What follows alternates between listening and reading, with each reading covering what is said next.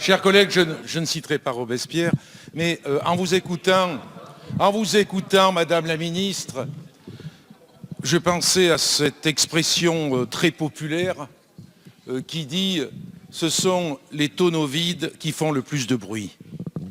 Parce que derrière tout ça, et derrière la motion de renvoi, derrière cette motion plutôt de rejet préalable, c'est dénoncer le fait que ce texte de loi, il ne va pas au fond des choses. Il sert à occulter, il sert à cacher, il sert à épargner les responsables, c'est-à-dire ceux qui se font le plus d'argent. Voilà ce qu'il y a derrière. Et pour faire passer cette idée-là, pour justement épargner les vrais responsables de ce désastre que l'on vit dans ce pays, et qui, partout dans le pays, entraîne une colère terrible. Pour cacher ce désastre-là, vous utilisez ce vieux principe qui est celui de la muleta, où on agite la muleta pour qu'on s'intéresse au seul problème qui serait le problème des élus. Certes, il faut s'intéresser au problème des abus, mais si on veut s'intéresser au problème des abus, on ne se limite pas aux représentants de la nation. On s'attaque à l'ensemble, on s'attaque y compris à ceux qui au gouvernement sont épargnés aujourd'hui. On s'attaque à ceux qui dirigent notre système financier. On s'attaque à ceux qui tiennent les cordons de la bourse. En un mot, on touche au Grisby. Et vous ne voulez pas toucher au Grisby. Mieux encore, votre loi, je dirais que de loin c'est quelque chose, mais de près ce n'est rien. Parce que même quand vous faites semblant de vous attaquer aux responsabilités, aux abus qu'il peut y avoir parmi les élus et parmi d'autres qui vous gouvernent, et je terminerai là-dessus, eh bien vous me faites penser, pour ne pas toucher au Grisby, à ce que disait Maître Follas dans Les Tontons Flingueurs. Il était interprété par Francis Blanche et pas par Claude Rich. Mais il disait, à propos du vitriol, boisson pour homme, il disait, on a dû arrêter là la fabrication. Il y a des clients qui devenaient aveugles, ça faisait des histoires. Eh bien, vous ne voulez pas faire des histoires parce que vous voulez protéger les privilégiés. Merci. La parole est donnée à Monsieur Jean-Paul Lecoq, GDR.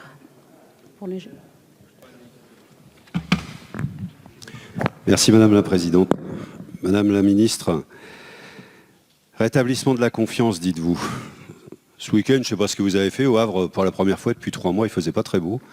Et j'ai fait ma déclaration de patrimoine. Une maison, une voiture, 2 comptes en banque. Ça a été hyper vite. Je ne suis pas sûr que ça aille aussi vite pour tout le monde. Et je ne suis pas sûr que ça aille aussi vite pour un Carlos Ghosn, pour un Bernard Arnault. Je ne suis pas sûr que ça mette aussi peu de temps. Pourquoi je dis ça? C'est parce qu'à un moment donné, la question de la confiance qui est au cœur de nos débats doit s'établir sur la base de qui nous sommes et ce que nous défendons et aussi notre histoire aux uns et aux autres. Nous, on n'a aucun complexe, en tout cas moi j'ai aucun complexe à aborder le sujet des emplois familiaux. Aucun. Et vous savez pourquoi? Parce que moi je suis issu d'une famille communiste, je suis issu, et mon fils est fils d'un communiste, et dans notre famille, les interdits professionnels dans les entreprises privées de l'agglomération havraise ont existé. Parce que communistes. Parce que communistes. Et donc, au nom de quoi nous établirions des interdits professionnels parce qu'un ex-premier ministre a fauté, au nom de quoi nous aurions des punitions collectives parce qu'il faut donner au peuple à manger tant il a été secoué par ce qui a été présenté pendant la campagne électorale. Et donc c'est normal qu'à un moment donné, il demande des comptes.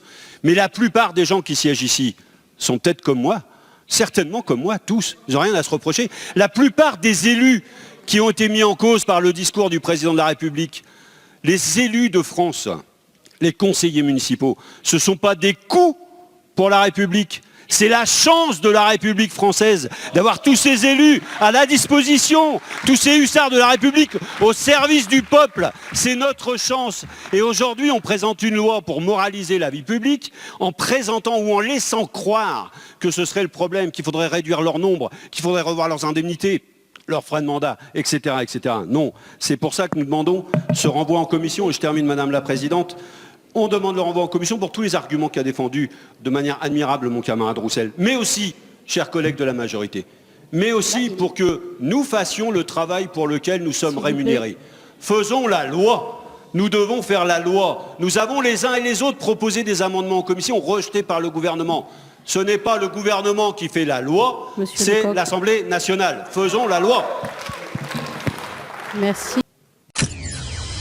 Oui, merci Madame la Présidente pour un rappel au règlement, si vous me permettez, au titre de l'article 58 alinéa 1, parce que tout à l'heure, lors de mon intervention, j'ai demandé au président de l'Assemblée nationale de réintégrer les articles 308, les amendements 308 et 309 que nous avions déposés et qui n'ont pas été jugés recevables. Or, l'article 45 de la Constitution, le 5e alinéa de l'article 98 du règlement de l'Assemblée nationale, dispose que tout amendement est recevable en première lecture dès lors qu'il présente un lien direct ou indirect avec le texte. Or, les amendements que nous avons déposés, les amendements 308 et 309, visent à sanctionner celles et ceux qui incitent ou encouragent l'évasion fiscale. Alors, lien direct, on pourrait le montrer, mais lien indirect, en tout cas, ils existent. Et j'ai demandé à l'Assemblée nationale, au président de l'Assemblée nationale, de bien vouloir accepter ces amendements afin que nous puissions les défendre dans la discussion. Je vous remercie. Merci, monsieur le député. La parole est à monsieur Sébastien Chenu, non inscrit.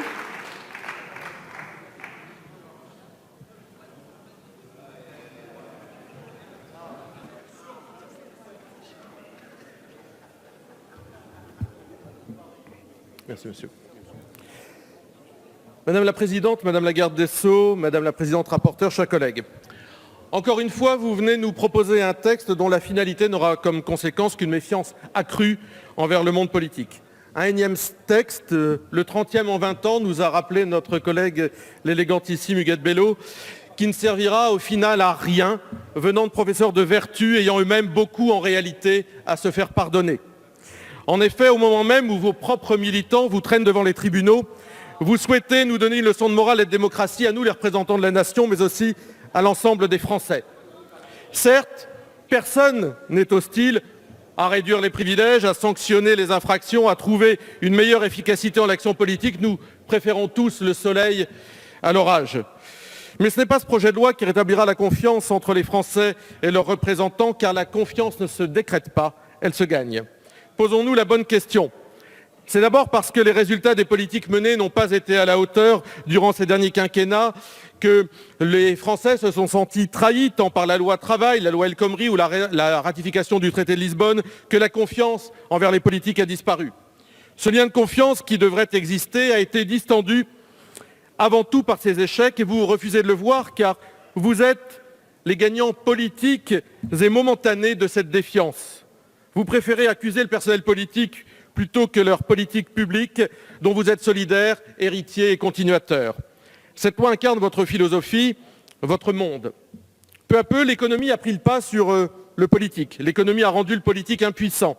L'économie a réduit le politique à être un simple exécutant. En somme, la surpuissance de l'économie a réduit la politique à l'organisation de la réussite des intérêts privés. Et vous avez choisi de privilégier l'économique sur le politique. Pour établir la confiance dans la vie publique, vous devez résorber le déséquilibre croissant que vous créez entre Français des métropoles et de la ruralité, entre fonction publique et salariés du privé, entre jeunes et vieux, entre Français privilégiés et Français en souffrance, et entre la politique forcément sale lorsqu'on vous écoute et la société civile forcément pure que vous vous prétendez représenter. Votre logiciel est dangereux. Vous n'êtes pas la société civile, vous êtes des donneurs de leçons hors sol.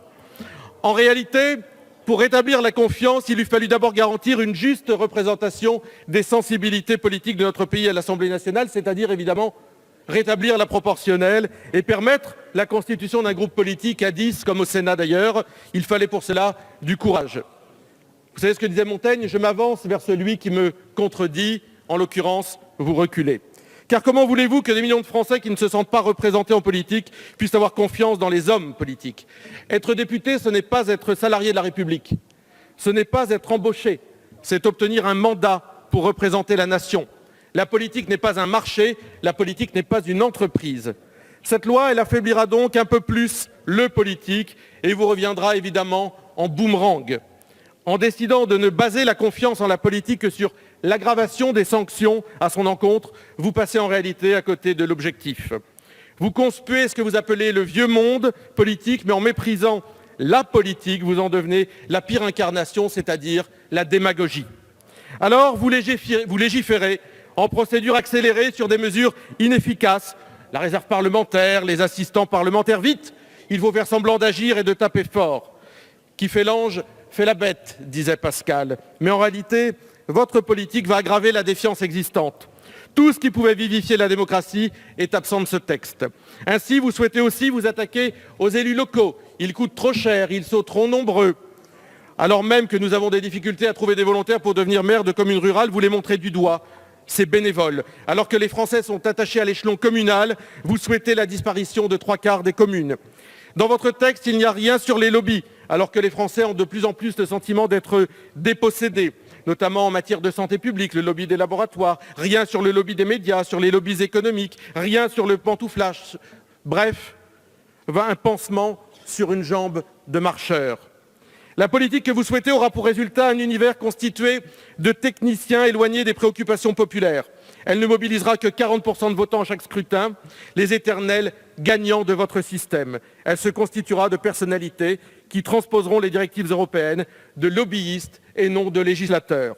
Vous souhaitez un monde sans débat, sans imagination, sans confrontation, aseptisé et apolitique. Et pour pointer le comble de votre incohérence, vous supprimez la réserve parlementaire, vous voulez empêcher que les députés puissent embaucher des membres de leur famille, pourquoi pas, mais vous vous apprêtez d'un autre côté à créer un statut pour la première dame et donc accorder une ligne budgétaire à une personne non élue juste parce qu'elle est l'épouse du président de la République. Votre projet est incohérent, insuffisant, aveugle et inopérant. Vous allez aggraver le fossé entre les Français et la politique. L'essentiel est sans cesse menacé par l'insignifiant, écrivait René Char. Nous y sommes. Merci, monsieur le député. Et madame Emmanuelle Ménard a la parole. Madame la Présidente, Madame la Garde des Sceaux, mes chers collègues, on a beau changer les intitulés, le réel est là. Les faits sont têtus. Moralisation de la vie publique avant que François Bayrou n'en paye le prix, rattrapé par la morale, justement.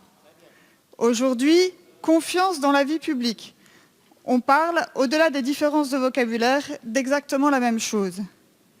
Disons-le, les Français ne nous font plus confiance, ne nous jugent ni indépendants ni honnêtes, pour ne pas dire parfois vendus et corrompus. Et pas seulement en raison des indélicatesses, des malhonnêtetés, des malversations de certains.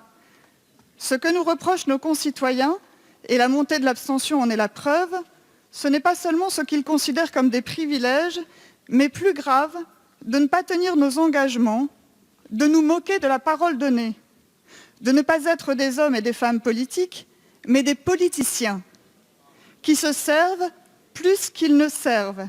Et de cela, ce projet de loi ne dit malheureusement mot. Bien entendu, je voterai pour un meilleur contrôle des comptes des partis politiques. Bien entendu, je voterai pour mettre fin aux conflits d'intérêts.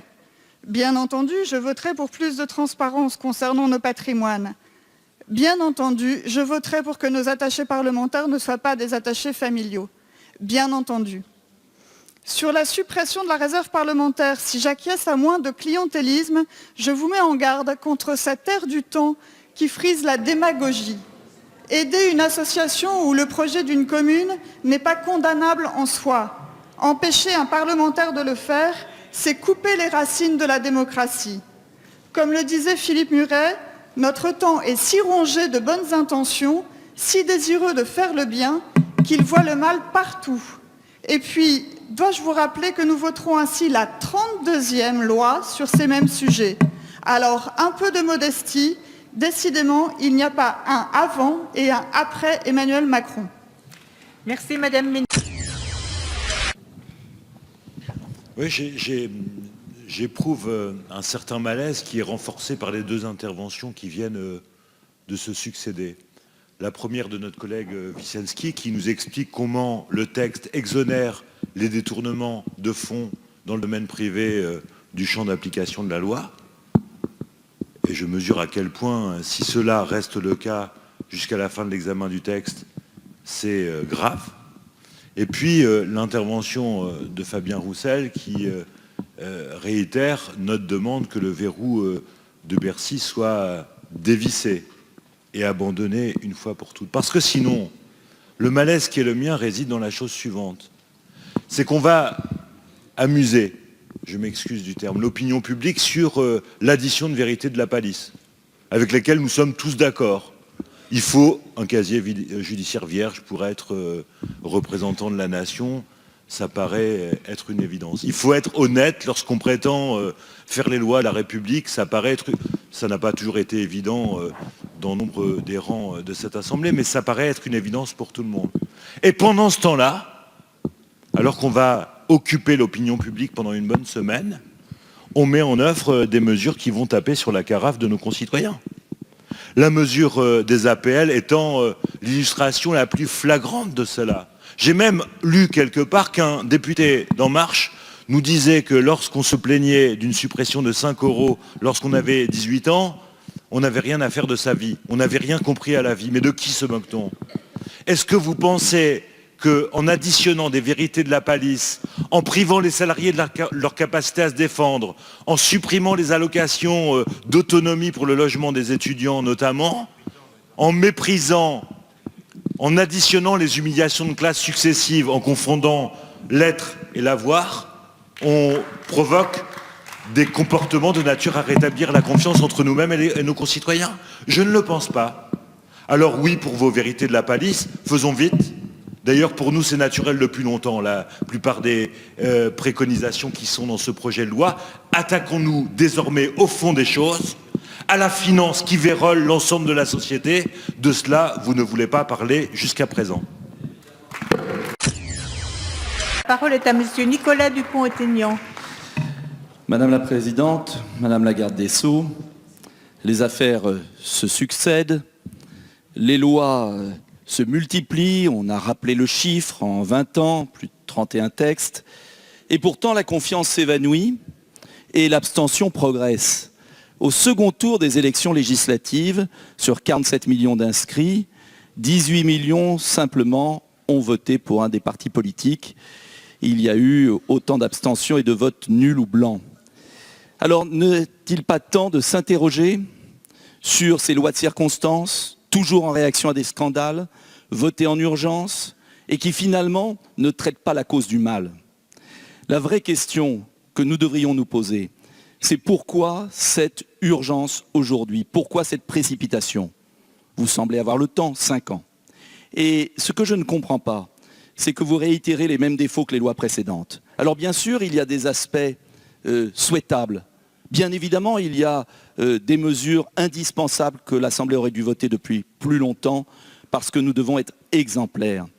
Bien évidemment, il faut cette condition préalable d'absence de condamnation au bulletin B2. Et je ne comprends pas d'ailleurs votre opposition sur ce point. Nous avions voté le 1er février une très bonne proposition de loi là-dessus. Mais au-delà de ces quelques mesures qui ne peuvent recueillir que l'assentiment de tous, la vraie question, c'est pourquoi la confiance ne revient pas. Et la confiance ne revient pas parce que vous n'allez pas au bout de votre logique. Vous protégez l'exécutif. Vous venez de céder sur la réserve ministérielle, mais le contrôle des frais ministériels bien évidemment, n'est pas fait. Vous n'allez pas sur le scandale du pantouflage des hauts fonctionnaires qui se généralise de manière insupportable, comme en témoigne le pantouflage du directeur des participations de l'État dans une grande banque qui avait organisé la vente à l'étranger d'une de grandes entreprises. Vous n'allez pas, bien évidemment, contre le verrou de Bercy. Et pardonnez-moi d'insister sur ce point avec M. Alain Bocquet. J'avais co-signé un rapport parlementaire de lutte contre les paradis fiscaux. Et on nous faisait la même réponse en 2014. Il faut du temps. Du temps pourquoi? Pour faire cesser cet archaïsme, ce scandale absolu dans notre démocratie du ministre des Finances qui décide s'il y a poursuite judiciaire ou pas contre un fraudeur fiscal. Merci de Alors conclure, la vraie question, au-delà, pardonnez-moi madame et j'en termine, au-delà de cette loi de circonstance et quand allez-vous oser vous attaquer aux vraies causes du manque de confiance? Merci, Monsieur Dupont-Aignan.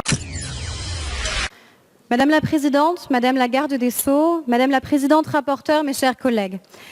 La nuit du 4 août 1789 vit l'abolition des privilèges féodaux. Dans la présentation qu'il en fit devant l'Assemblée nationale, le duc d'Aiguillon retint le considérant suivant. Le premier et le plus sacré des devoirs de l'Assemblée nationale est de faire céder les intérêts particuliers et personnels à l'intérêt général. Mes chers collègues, l'intérêt général nous commande aujourd'hui de rénover l'action publique en profondeur, de rompre avec tout ce qui génère du discrédit, du soupçon, d'en finir, messieurs, avec ces pratiques et comportements qui donnent à penser, messieurs, que la nuit du 4 août aurait laissé de côté les parlementaires qui continueraient à bénéficier de privilèges indus. Il y a quelques semaines encore, mais votre comportement à vous tend à prouver le contraire. Je ne siégeais pas sur ces bancs, mais je les observais en citoyenne engagée. Et comme tout citoyen, j'étais tour à tour intéressée, intriguée ou désolée. Les débats que nous avons eus ces derniers jours prouvent que malgré nos désaccords sur ces bancs, grâce au renouvellement inédit de notre Assemblée, nous pouvons aller au-delà, pour certains, des pupitres claqués, des femmes sifflées ou des insultes proférées.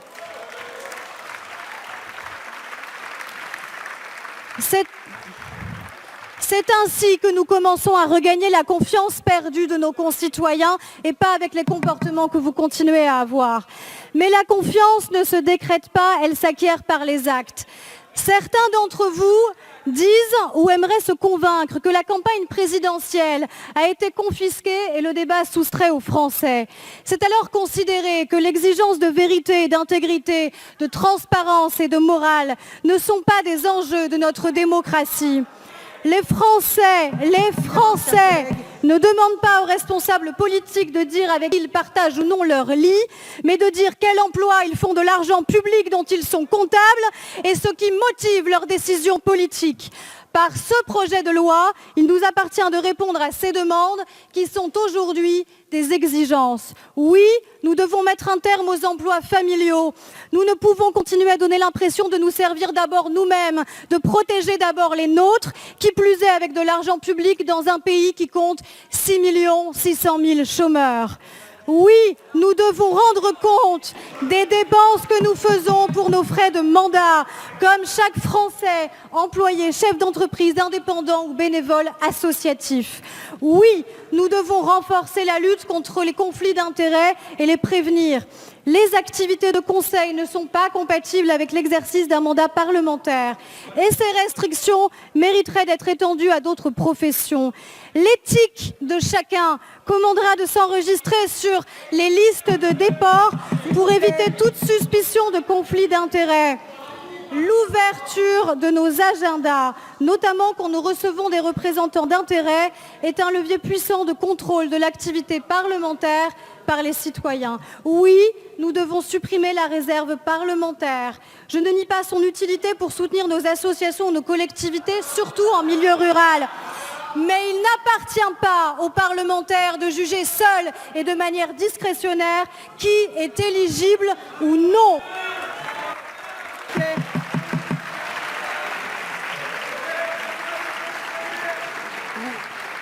Oui, les moyens et leviers qui permettent de garantir et de contrôler la vie publique doivent être consolidés. Un déontologue non lié à une mandature est ainsi présent dès le début de notre mandat. Des outils renforcés pour la haute autorité, pour la transparence de la vie publique. Oui, nous devons élire des femmes et des hommes exemplaires. Nous posons là un principe simple et de bon sens.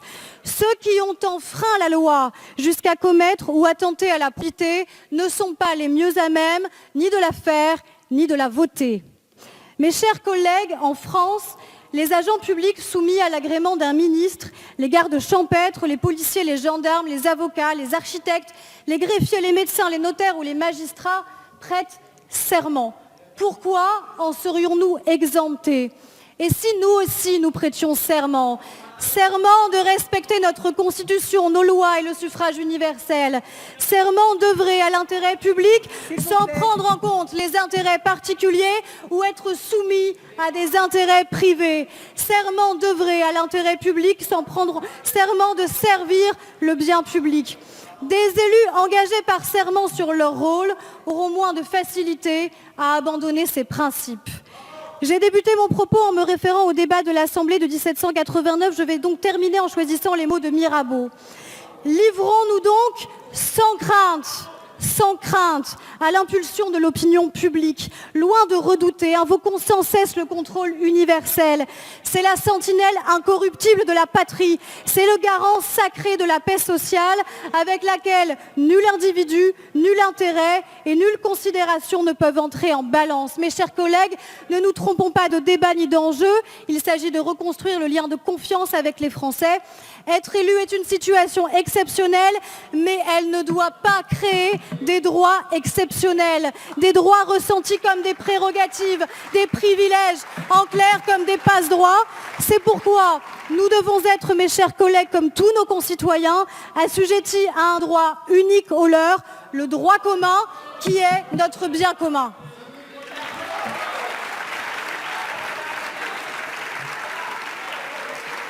Merci Madame la députée.